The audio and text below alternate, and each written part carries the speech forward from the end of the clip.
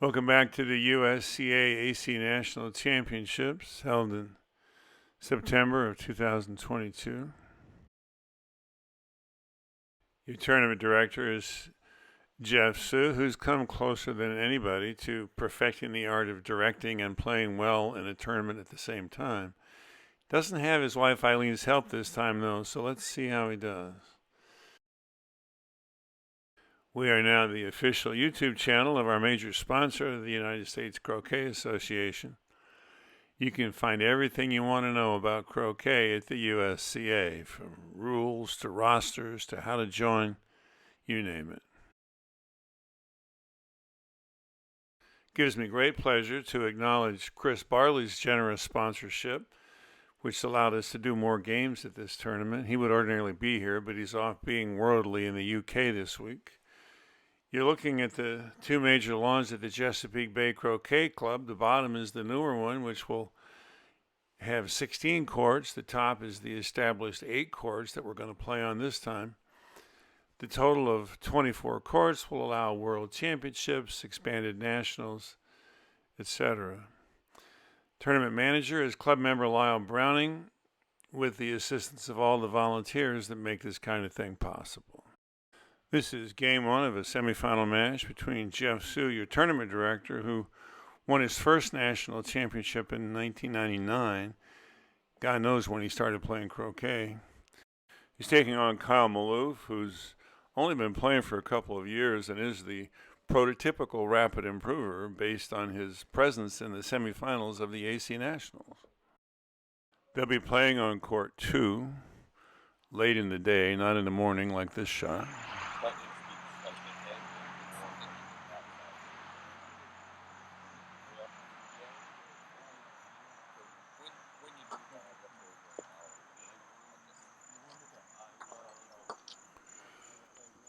Looks like Kyle won the toss.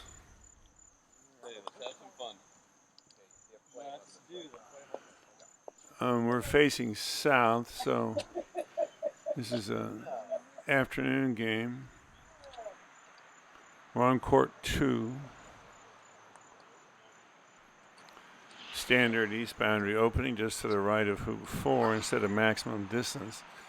That makes the safe shot for them from corner 3 in the range of 22 yards instead of a little over 19 at maximum distance.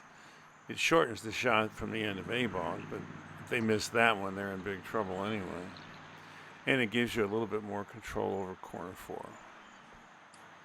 There are myriad responses to that east boundary turn 1 ball. What Jeff is doing in the just outside corner 2 is pretty common. You can shoot at that blue ball from corner 3 into corner 4. Nobody ever uses the tice we all learned in the beginning, which is a west boundary ball level with, or just short of about hoop 5. I've seen Paul Bennett do a super shot on turn 2, and of course there's always the duffer tice, the ball from the end of B block, a yard north and east of hoop 6. No. Not even a boundary ball.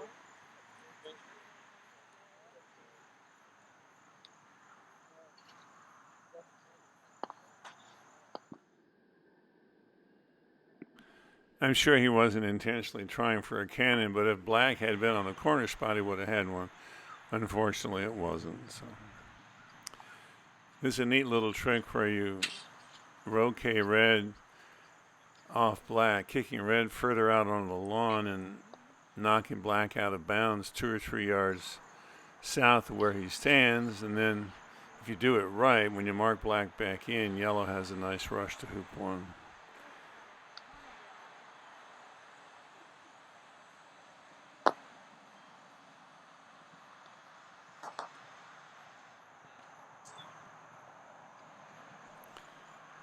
A player of Jeff's caliber could easily roll up and make hoop 1 from here, but he doesn't have a break because he doesn't have any other pioneers. And he's not interested in making a hoop or 2. All he cares about is setting up breaks.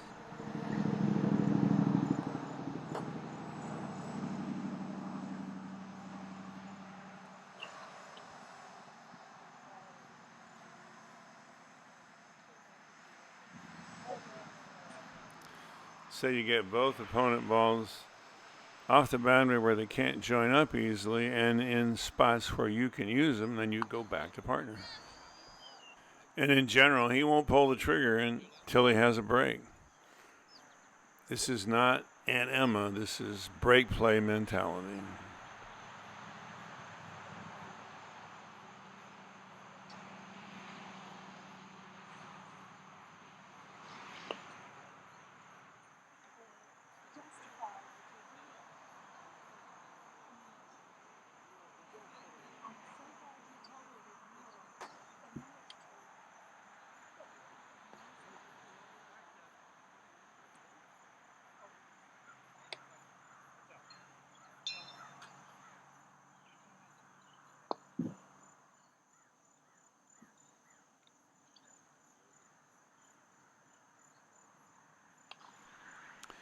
Jeff knows that Kyle is going to move the black ball, which is a hoop one pioneer right now.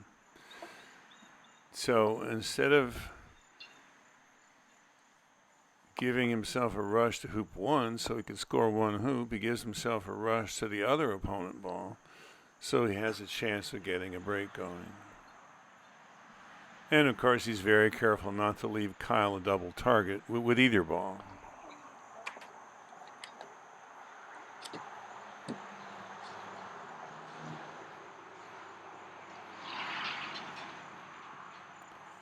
Joining up would be folly with Jeff's balls pointed at black.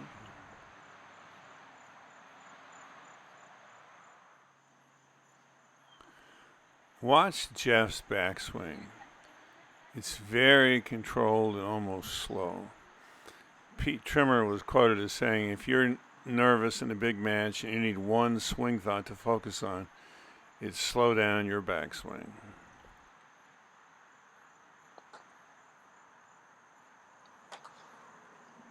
Not that Jeff is particularly nervous.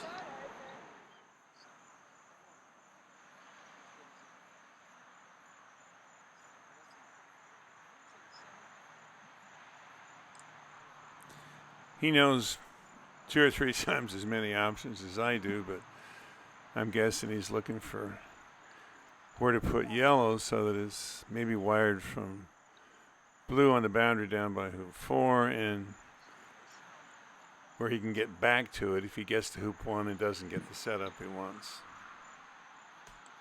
He certainly doesn't want to put it out on the lawn at this point without a more certain break prospect.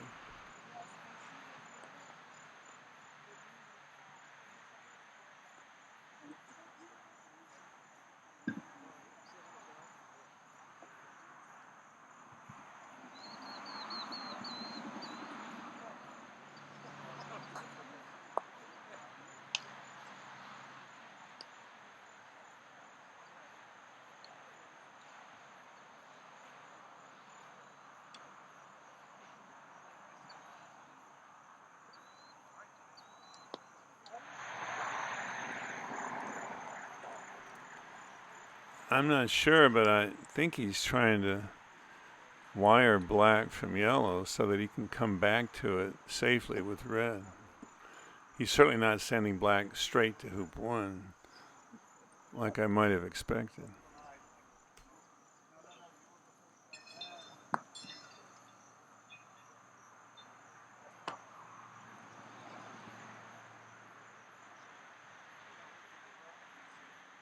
And he went and checked to see that black had a shot on blue.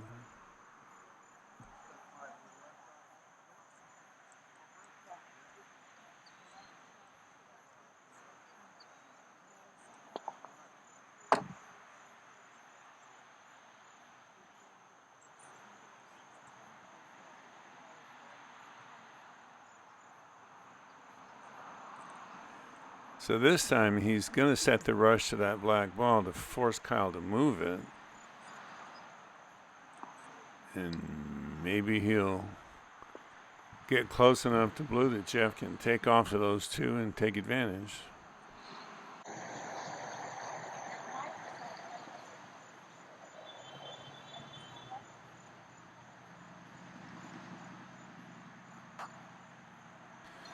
Kyle's using a wide join, which John Ritchie's kind of poo-poos because he doesn't think a wide join deters an A-level player very much, especially with that blue ball out on the lawn like it is.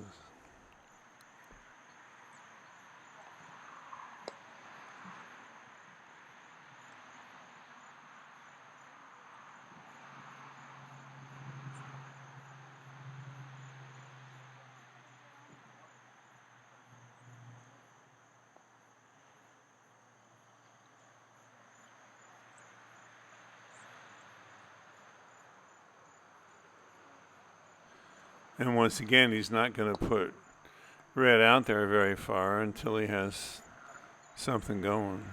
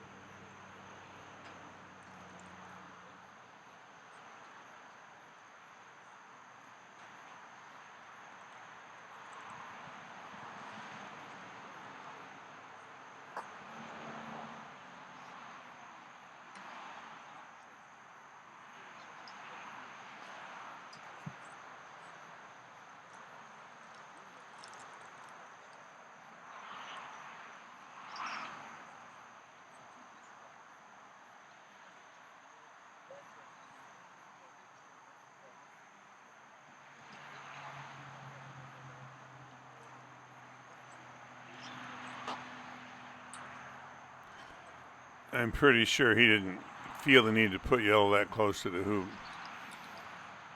A foot or 18 inches would have been plenty close enough.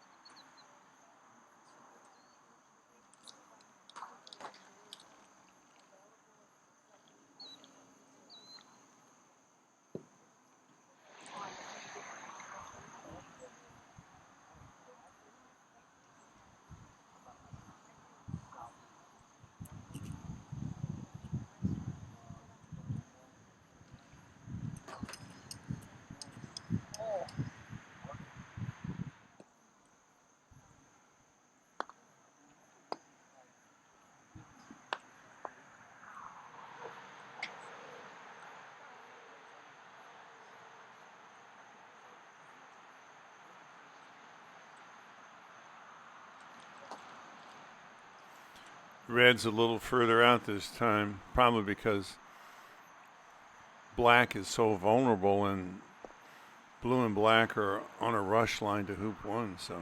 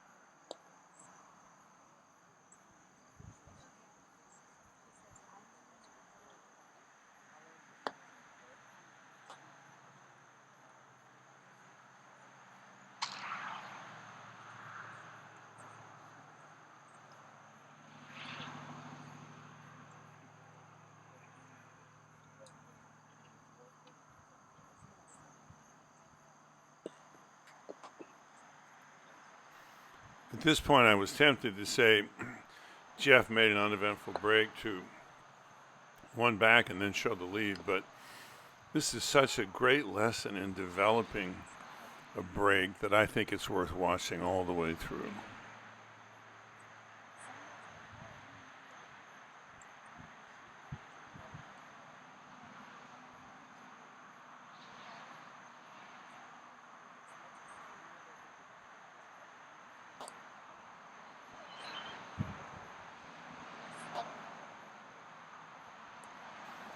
So rather than do the big roll shot, putting black up near hoop 3 where it's close to red and dangerous if he breaks down, he's going to take off to red and get it going that way.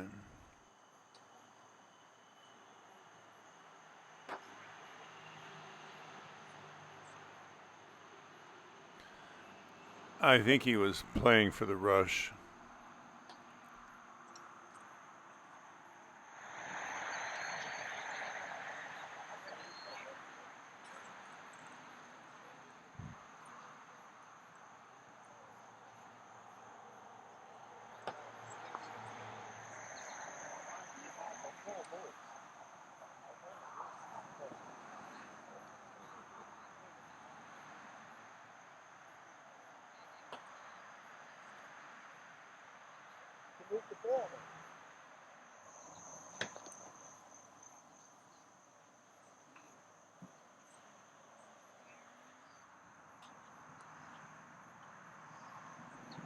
And now, because his hoop 3 Pioneer is a little askew, he's going to set the rush back to black.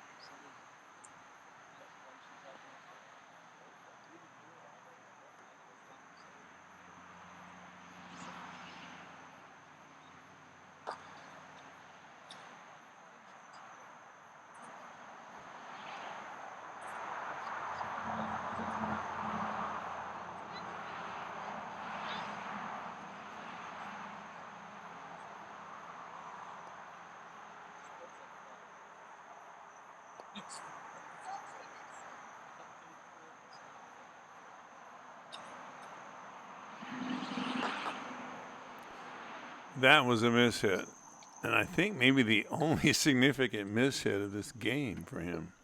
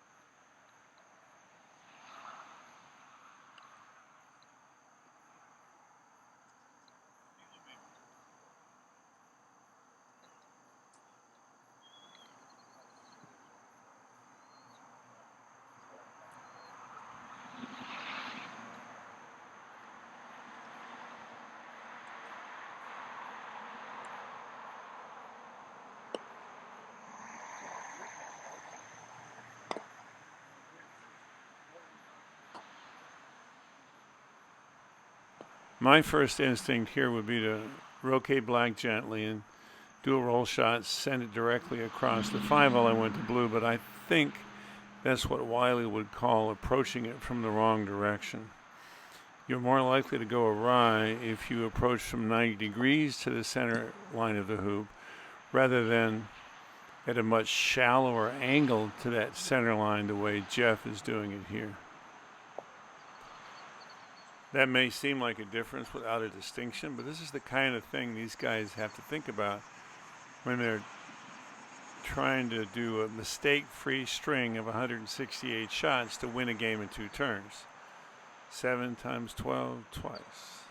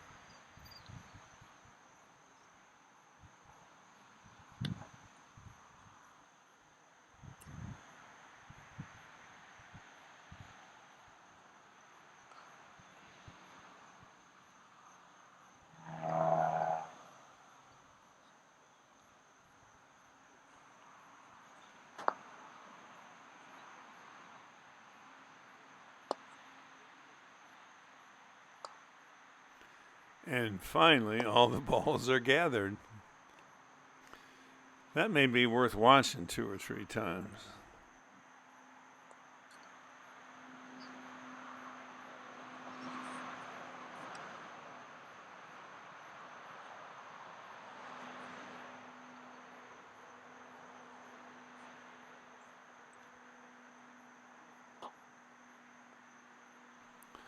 He's going to have to do something about that pioneer for 2 back.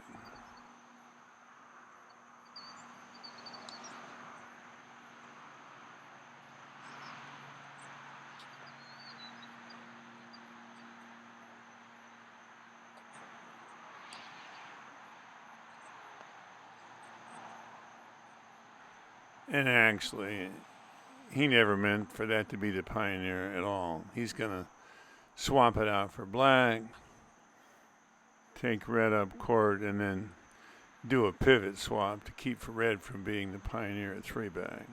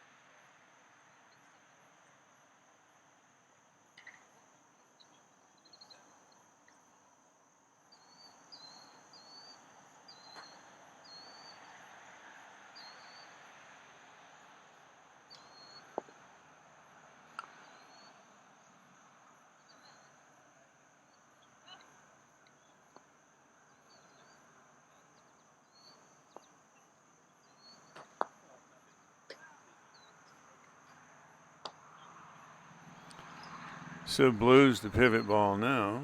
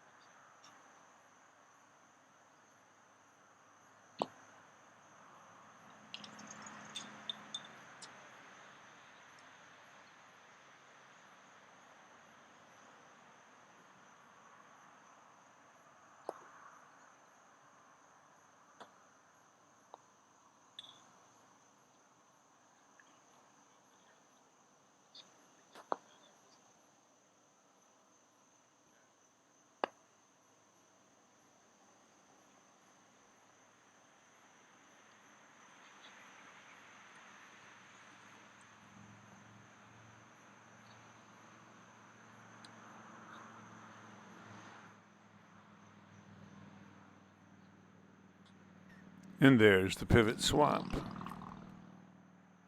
And the only real disadvantage of doing it that way is you get one less opportunity to position the peg ball, which is going to be black in this case.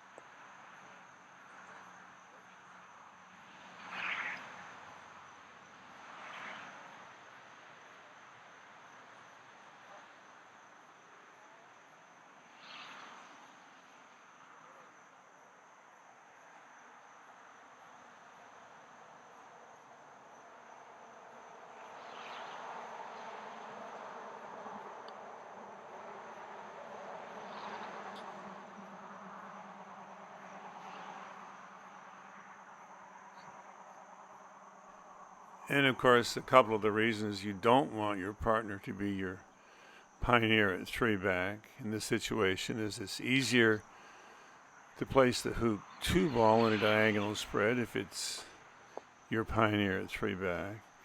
And your partner works better as an escape ball for the final touches on the peg ball.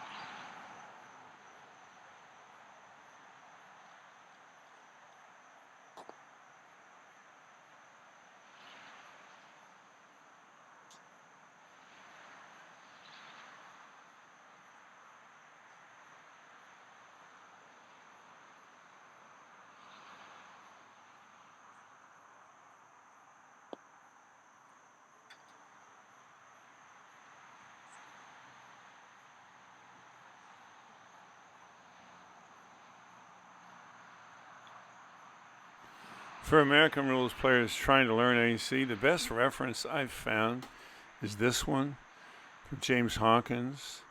My copy is autographed by Danny Honeycutt, whose picture is in the book.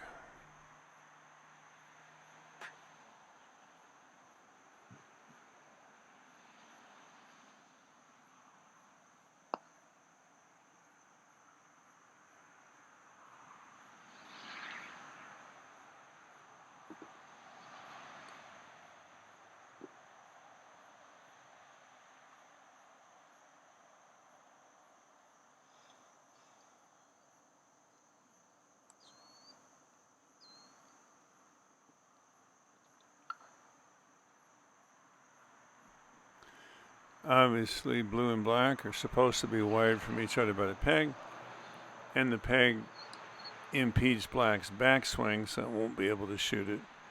Red and yellow on the east boundary.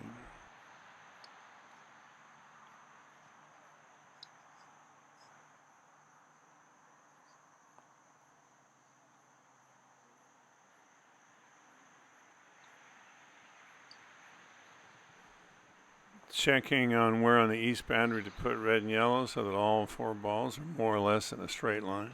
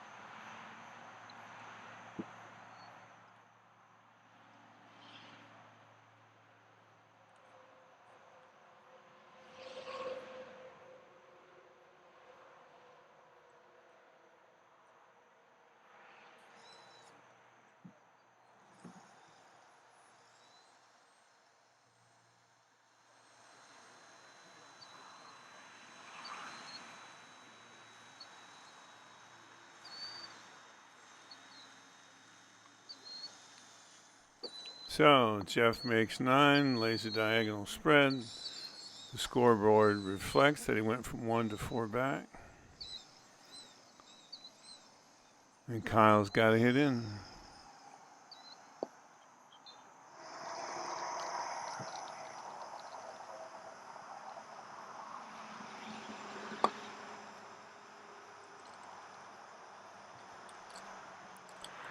So it should be a delayed triple peel unless Jeff wants to go after that corner 4 ball after hoop 1 and do a Hogan roll to hoop 2.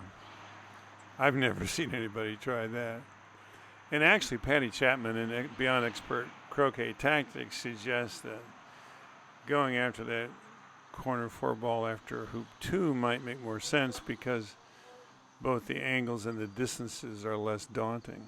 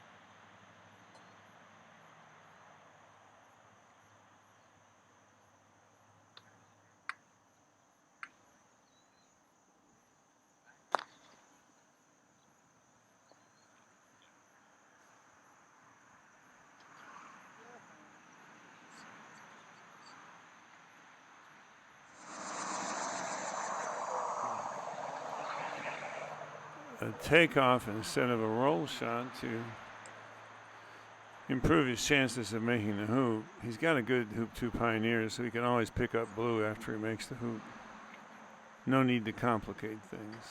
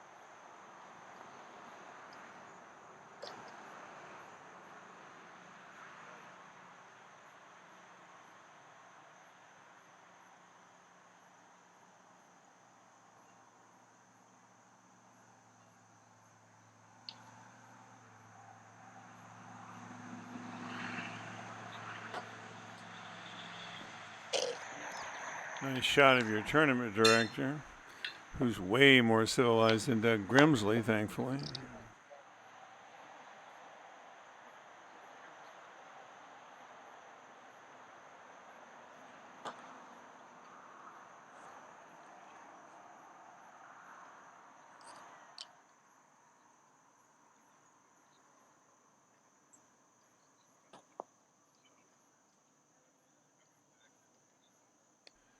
If he had a good pioneer at hoop 4, he would probably set yellow up to be rushed over to 4 back for the first peel after hoop 3. But the black ball is in corner 4, so let's see when he decides to go get it.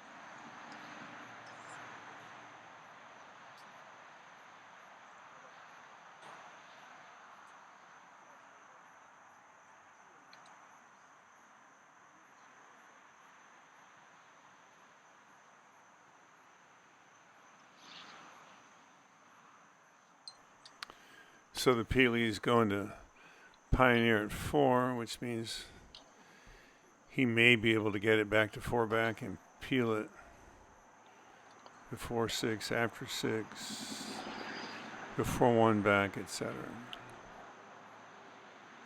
Whatever happens, he won't let the break fail.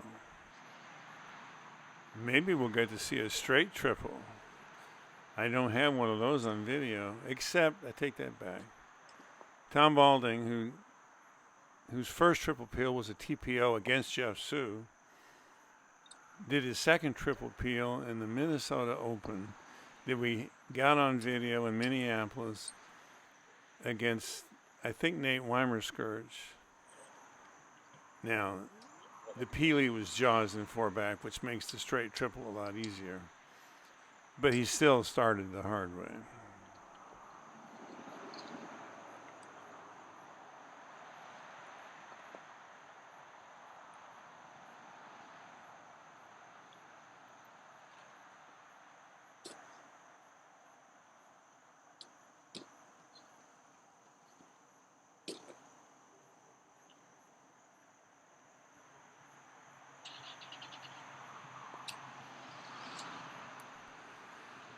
He was playing for the rush down to corner 4.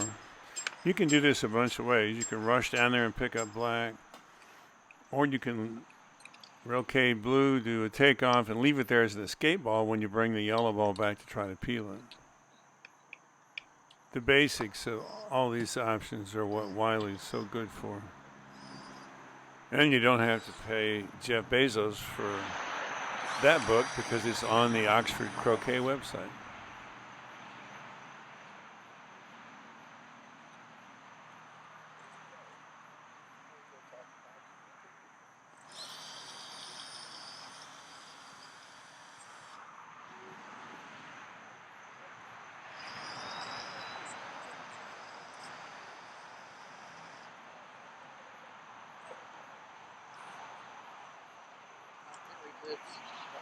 What?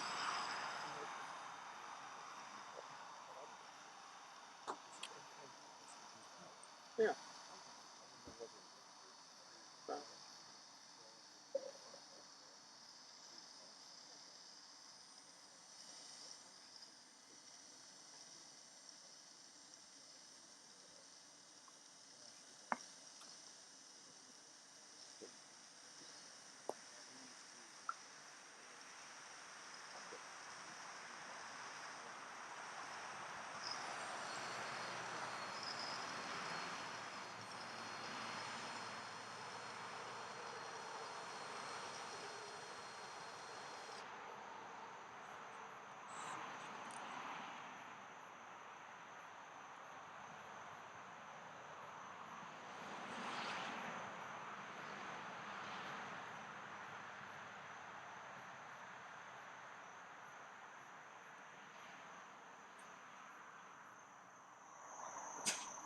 I think he wanted to rush on yellow over toward the corner so he could send yellow farther back toward 4 back and still pick up black.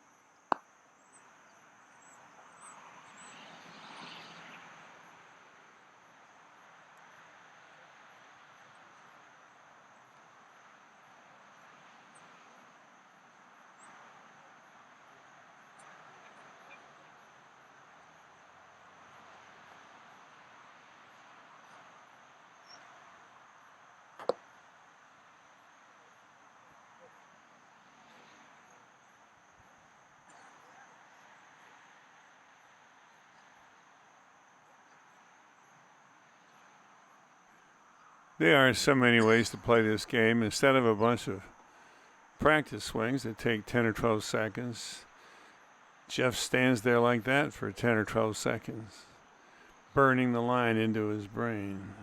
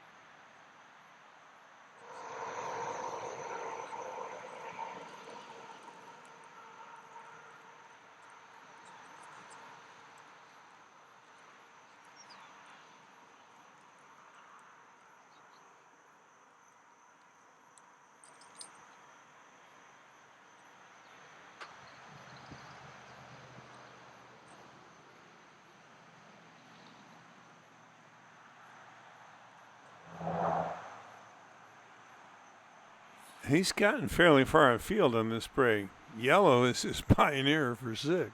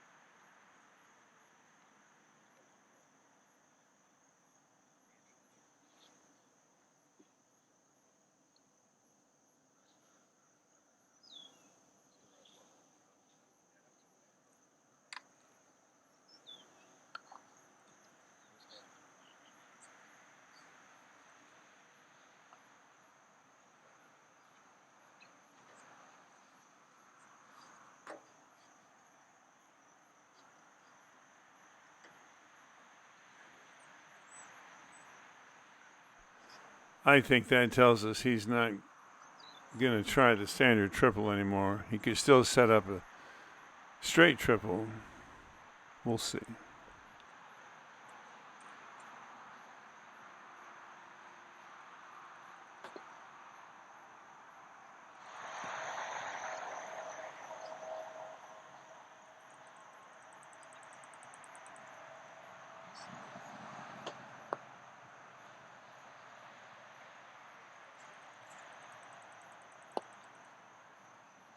He could still do it. He could send yellow to 4 back, leave blue as an escape ball for the 4 back peel after 1 back, but then that blue ball would also be the pioneer for 2 back, and we're into sextuple territory now. I want to be entertained. He wants to win.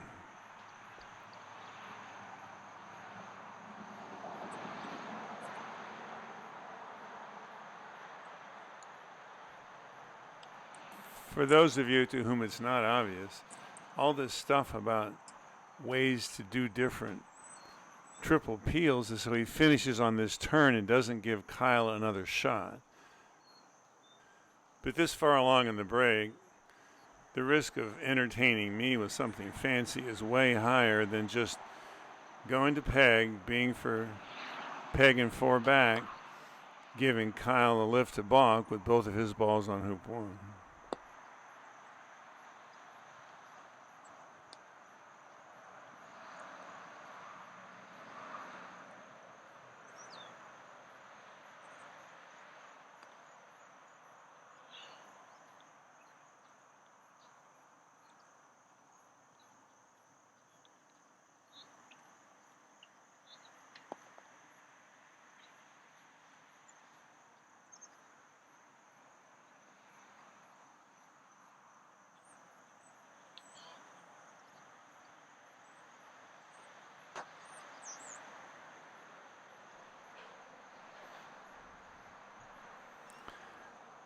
I'm going to have to archive that one. That's one of the best dual-purpose split shots from that far away I've ever seen. And he doesn't care what color the two-back Pioneer is now, because this is his second ball through one back, and red's going to peg.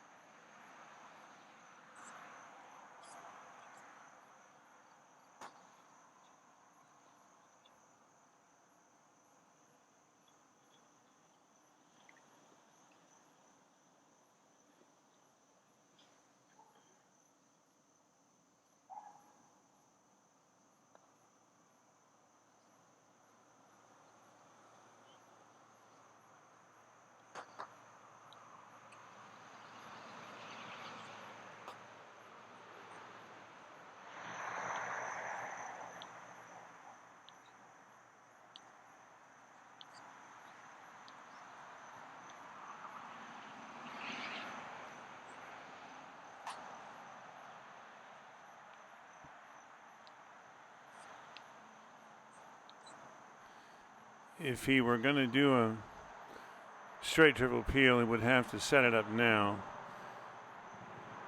Croquet blue somewhere east of 4 back after 2 back, and then rush yellow down there into more or less peeling position.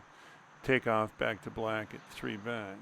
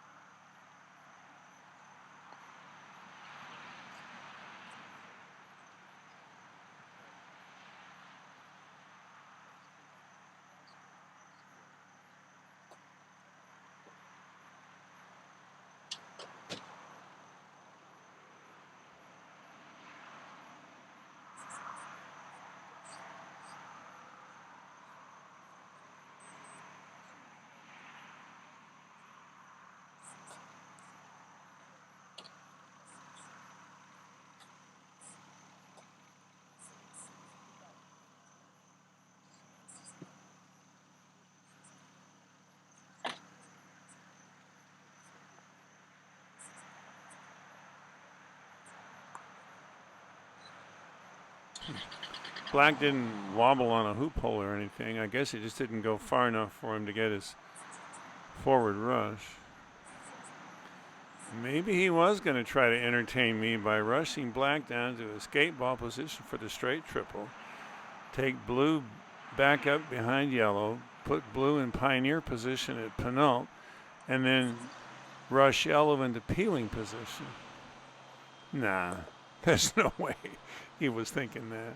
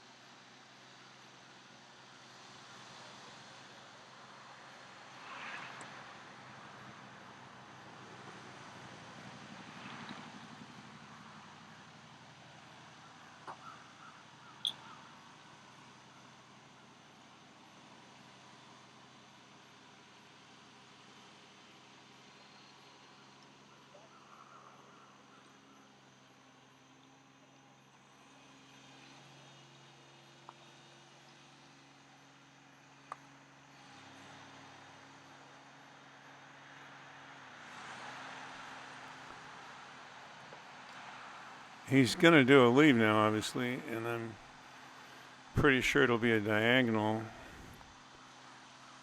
When your ball is for 4 back, you can either use a standard diagonal or a reverse.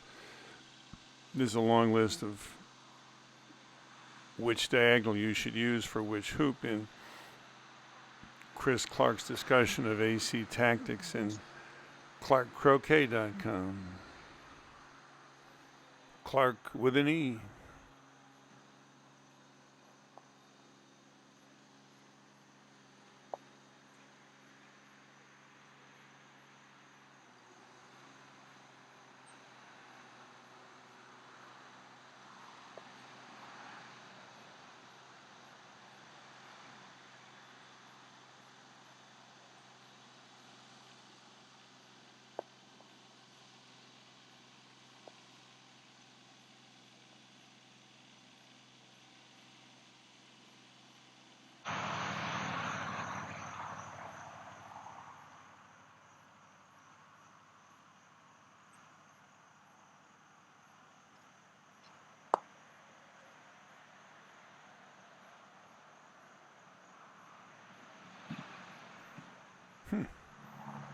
Black's on the reverse side.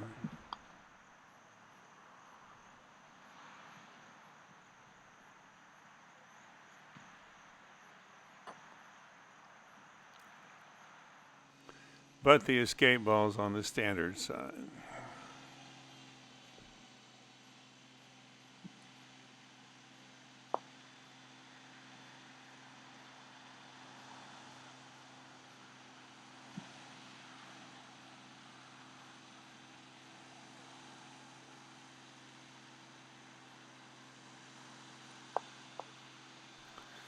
So in thinking about the leaves, rover is analogous to 3-back when you do it in your first break because it's the last hoop you're going to make, and it's the hoop after which you place the hoop 2 ball in the diagonal spread.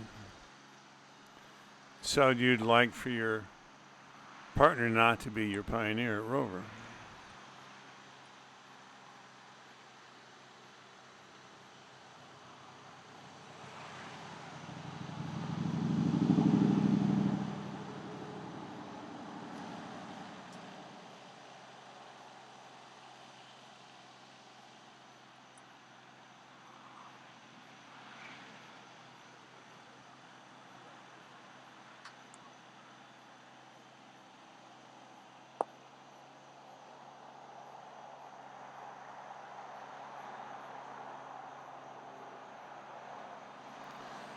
Clark suggests that this blue ball be a little more south and east of hoop 2 than usual, so that if the opponent picks up the peg ball, you would rush partner over to the west boundary and have room to drop off the Punt pioneer and then rush blue to 4-back.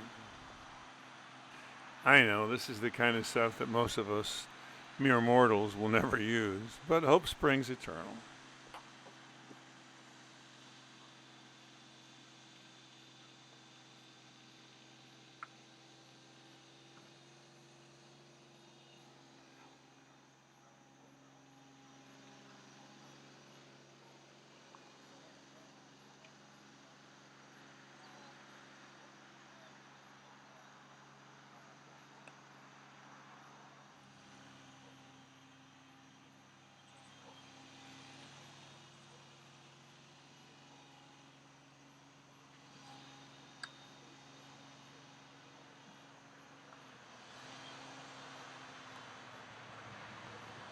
Looks like maybe he didn't quite get what he wanted. But how does that affect what he does next? I guess he could put those balls down in corner 4 pretty spread out like you would in an old standard lead. So that if black hits blue, his balls aren't that close together. But honestly, if he puts them over on the east boundary on a line wired from black, then if blue shoots at black, that shot's pretty well guarded by red and yellow anyway.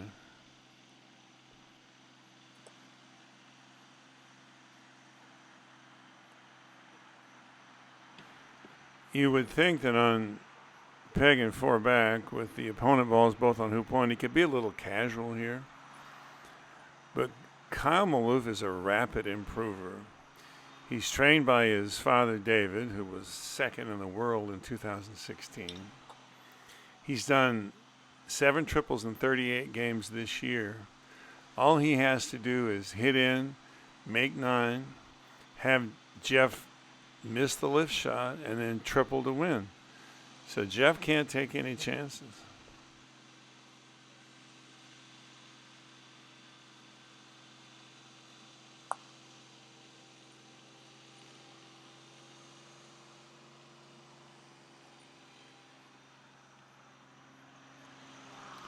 So the new cumulative scoreboard shows 2 breaks, 1 to 4-back and 1 to the peg.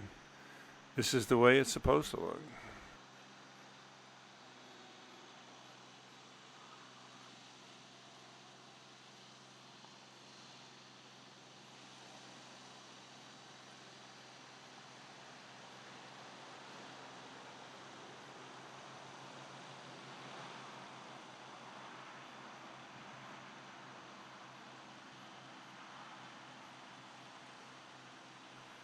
This is unusual. And if he misses this, it's over because his balls are together and Jeff's are aimed right at him. And this is the shot that Jeff would have preferred to rob Kyle of by doing a triple on his last turn. And this shot makes sense because it's shorter than any of the lift shots he could take.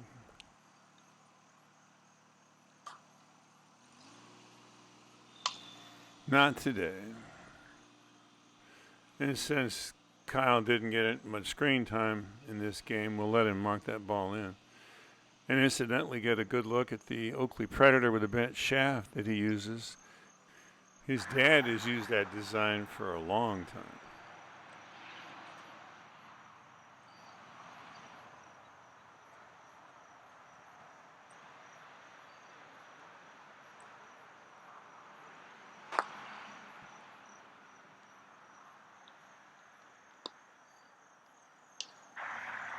Now you'll see why Chris Clark wants that blue ball southeast of hoop 2.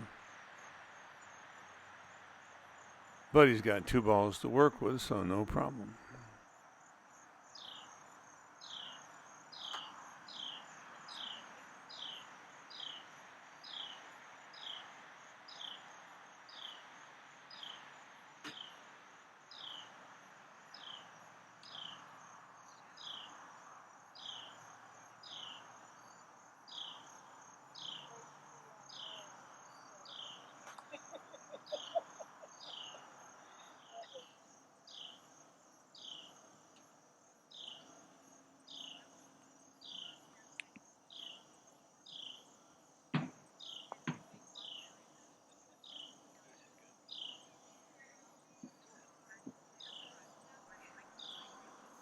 Those skinny pants he wears aren't just a fashion statement.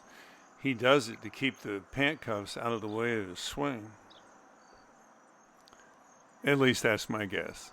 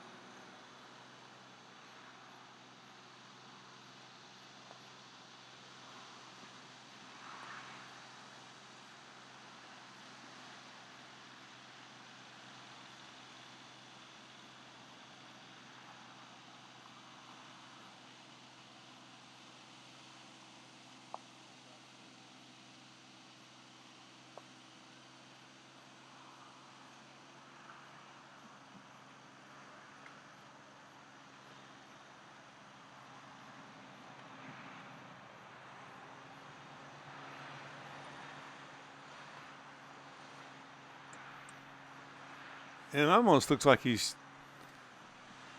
trying to leave red wired from black in case he messes up at Rover. I would think he'd be more concerned about making sure that red was rushable to the peg after yellow makes Rover and comes back down toward Pinot.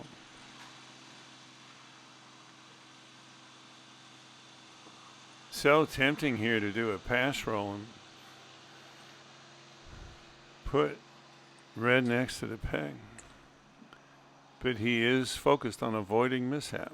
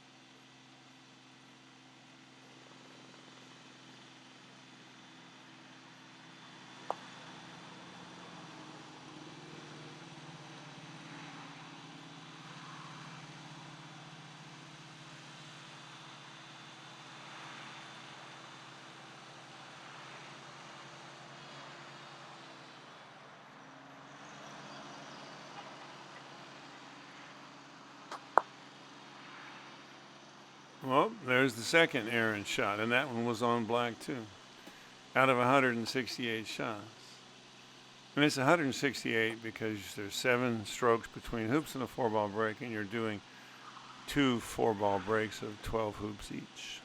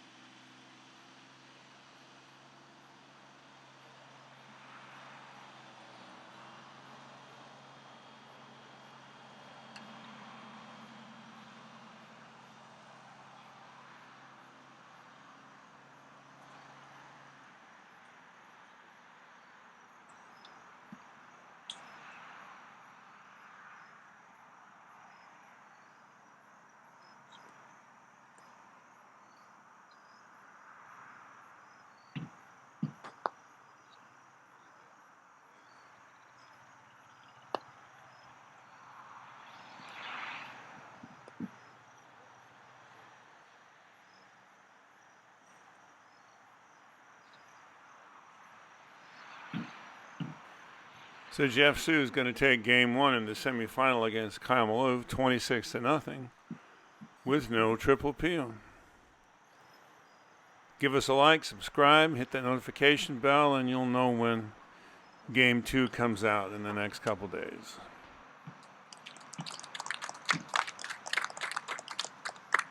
And thanks again to the USCA and Chris Barley for their much appreciated sponsorship.